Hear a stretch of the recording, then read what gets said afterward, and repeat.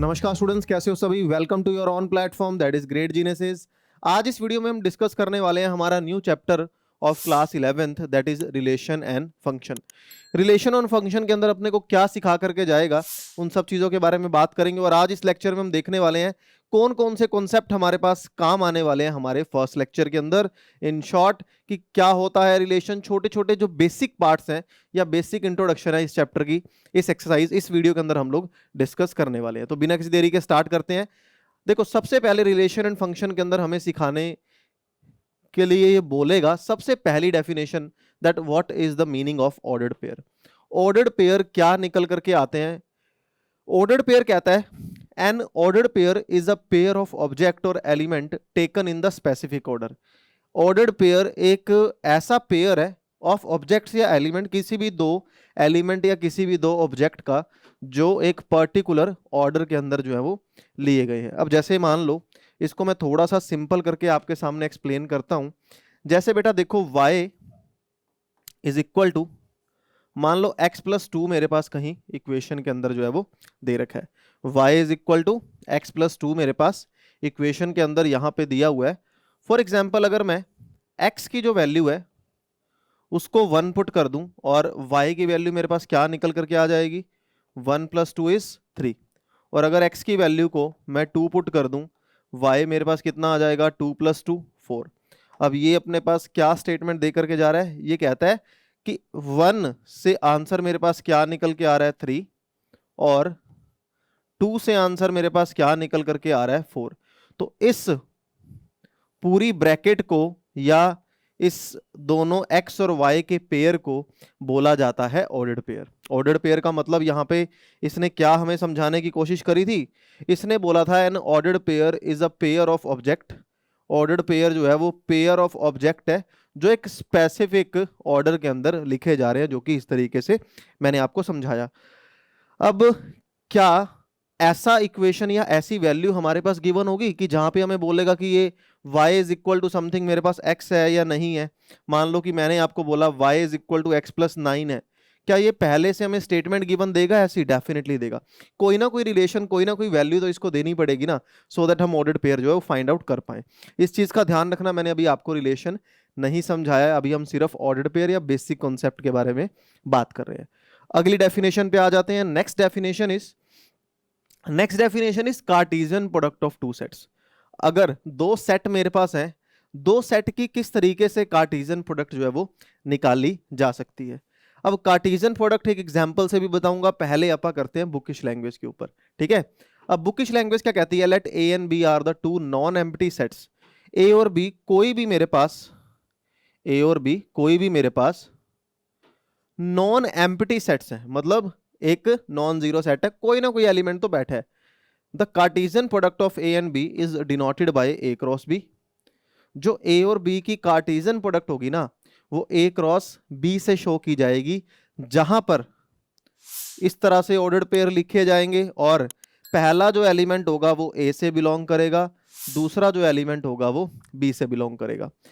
मैं मानता हूं कि आपको एक बार फर्स्ट टाइम डेफिनेशन पढ़ रहे हो, नहीं समझ आ रही होगी। अब एक एग्जांपल से देखो, वो कहता है कोई भी दो नॉन एम्प्टी सेट है।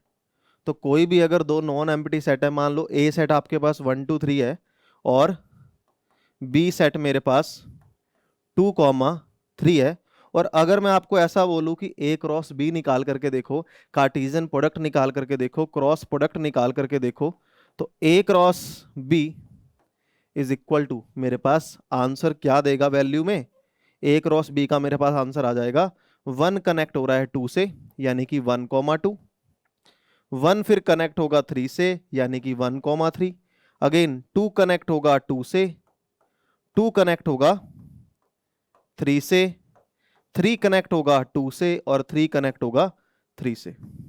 क्लियर? तो ये मेरे पास क्या बन गई, इसकी ए क्रॉस बी बन गई।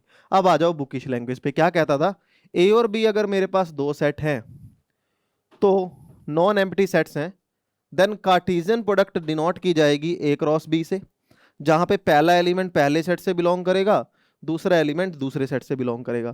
पहले सेट से बिलोंग करता हुआ एलिमेंट 1 आ गया, फिर 2 आ गया, तो 1 2 हो गया, 1 2 के साथ 1 3, 2 3 2 2 और 3 2 3 3, ये मेरे पास ऑर्डर्ड पेयर आ गए। और एक तरह से मैं ऐसा बोल सकता हूं कि कार्टेशियन प्रोडक्ट और कुछ भी नहीं, एक सेट है जो आपके, कार्टेशियन प्रोडक्ट एक सेट है जो आपके ordered pair as a element contain करके जाता है। ठीक है, तो ए क्रॉस बी मेरे पास क्या हो जाएगा, एक ऐसा सेट हो जाएगा जहां पे ऑर्डर्ड पेयर्स मेरे पास जो है वो एज अ एलिमेंट आने वाले हैं। अगली डेफिनेशन पे आ जाते हैं, अभी क्लियर हुआ ना। अब आ जाओ नेक्स्ट डेफिनेशन। वो कहता है ए क्रॉस बी की ग्राफिकल डेफिनेशन या ग्राफिकल रिप्रेजेंटेशन कैसी करे। अगला जो स्टेप है हमारा, इससे अगला स्टेप अपने पास निकल करके आ रहा है यहां पे, देखो कि डायमेट्रिकल रिप्रेजेंटेशन कैसे करें, है ना। तो मैं आपको क्लियर कट यहां पे सारी रिप्रेजेंटेशन करके दिखाता हूं। तो अब यहां पे देखो, मैं एक एग्जांपल से यहां पे सारी रिप्रेजेंटेशन आपके सामने कर देता हूं। सबसे पहले आप एग्जांपल लेते हैं सिंपल। मान लो ए जो मेरे पास सेट है वो है 1 2 3, और बी जो मेरे पास सेट है वो है 3 4। यानी कि ए मेरे पास सेट है वो 1 2 3 है, बी मेरे पास सेट है वो 3 4 है। सबसे पहले अगर मैं इसको सेट रिप्रेजेंटेशन के अंदर लिखता हूं, अगर मैं इसको सेट रिप्रेजेंटेशन के अंदर लिखता हूं तो किस तरीके से लिखा जाएगा, ये लिखा जाएगा 1 जो है वो कनेक्ट हो गया 3 के साथ, 2 कनेक्ट हो गया 3 के साथ, 3 कनेक्ट हो गया 3 के साथ।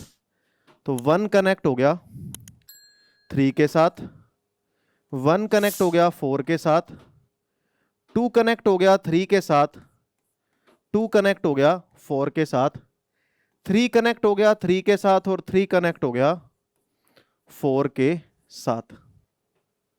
तो यानी कि ये जो अब आंसर मेरे पास निकल करके आया, ये जो सेट मेरे पास निकल करके आया, ये किसको रिप्रेजेंट कर रहा है, ए क्रॉस बी की। आप क्या नाम दोगे इसको, हम कह सकते हैं टैबुलर फॉर्म को रिप्रेजेंट कर रहा है। किसको रिप्रेजेंट करेगा, टैबुलर फॉर्म को। क्यों, क्योंकि टैबुलर फॉर्म के अंदर हर एक एलिमेंट जो है वो किस तरीके से दिखाया जाता है, सेपरेटेड बाय कॉमास, क्योंकि ये अलग अलग एलिमेंट लिखा जा रहा है। अब मैं यहां पे रिप्रेजेंट करने जा रहा हूं ए क्रॉस बी का ग्राफिकल रिप्रेजेंटेशन। कैसे इसको ग्राफ पे रिप्रेजेंट किया जाता है। अब ग्राफ से मेरे कहने का मतलब है, अगर ग्राफिकल रिप्रेजेंटेशन हो रही है तो कोई ना कोई एक्स एक्सिस होगी, कोई ना कोई वाई एक्सिस होगी, और एलिमेंट प्लॉट किए जाएंगे। जैसे फॉर एग्जाम्पल दिस। अब कहने को तो ये एक्स एक्सिस वाई एक्सिस की तरह बिहेव हो रहा है, बट हम इसको बोलेंगे ये मेरे सेट ए का एग्जाम्पल है। फॉर एग्जाम्पल यहां पे मैंने सेट ए के एलिमेंट रख दिए 1 2 3, और यहां पे मैंने सेट बी के एग्जाम्पल एलिमेंट रख दिए, दैट इज 3 4, 3 एंड 4। तो अगर मेरे पास, अगर मैं क्रॉस प्रोडक्ट को शो कर रहा हूं, इसका मतलब 1 कनेक्ट हो रहा है 3 से, 1 कनेक्ट हो रहा है 4 से। तो 1 कनेक्ट हो रहा है 3 से, और 1 कनेक्ट हो रहा है 4 से। 2 कनेक्ट हो रहा है 3 से, 2 कनेक्ट हो रहा है 4 से। तो this is the graphical representation. ये है ग्राफिकल रिप्रेजेंटेशन किसकी, ए क्रॉस बी की एक ग्राफिकल रिप्रेजेंटेशन को यहां पे शो कर रहा है। तो ये तो हुआ ग्राफिकल।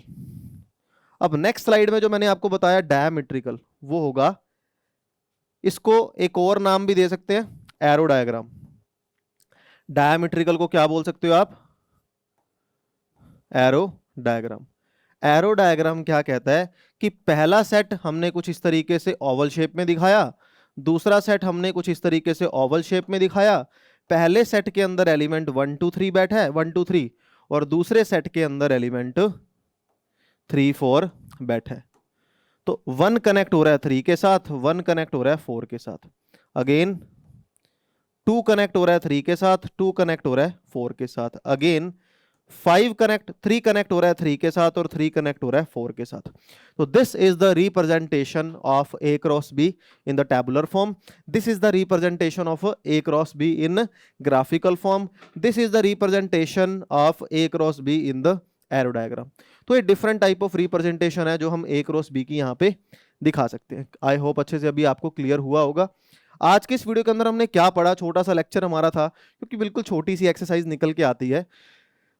सबसे पहले अपन ने डेफिनेशन देखी कि ऑर्डर्ड पेयर क्या होते हैं, फिर हमने देखा कि कार्टेशियन प्रोडक्ट किस तरीके से निकाला जाता है, ग्राफिकल रिप्रेजेंटेशन और डायमेट्रिकल रिप्रेजेंटेशन। एक चीज यहां पे अभी भी पेंडिंग है, जब भी कोई भी दो ऑर्डर्ड पेयर, जैसे मान लो 2 3 है और यहां पे समथिंग एक्स वाई है, जब भी दो ऑर्डर्ड पेयर इक्वल रखे जाते हैं तो पहला जो एलिमेंट होता है वो हमेशा पहले एलिमेंट के इक्वल होता है, दूसरा जो एलिमेंट होता है वो हमेशा दूसरे एलिमेंट के इक्वल होता है। दो कार्टेशियन, दो ऑर्डर्ड पेयर जब भी इक्वल होंगे हमेशा ये चीज फॉलो होगी ही होगी। तो आज की इस वीडियो के अंदर हमने देखा कॉन्सेप्ट ऑफ 2.1 एक्सरसाइज। 2.1 के अंदर जितना भी कॉन्सेप्ट यहाँ पे यूज होने वाला है वो सारे कॉन्सेप्ट के बारे में हमने आज के इस लेक्चर के अंदर डिस्कस किया। In the next video we will discuss about the exercise 2.1, किस तरीके से हमारे सामने ये न्यूमेरिकल लेकर के जाने वाला है। तो मिलते हैं अगले लेक्चर में। Have a good day to all of you. I hope अगर आपको लेक्चर अच्छा लगा है तो वीडियो को शेयर करेंगे और चैनल को शेयर करेंगे अपने फ्रेंड्स के साथ। अगले लेक्चर में कुछ नया सीखते हैं। Have a good day to all of you. Bye bye bye.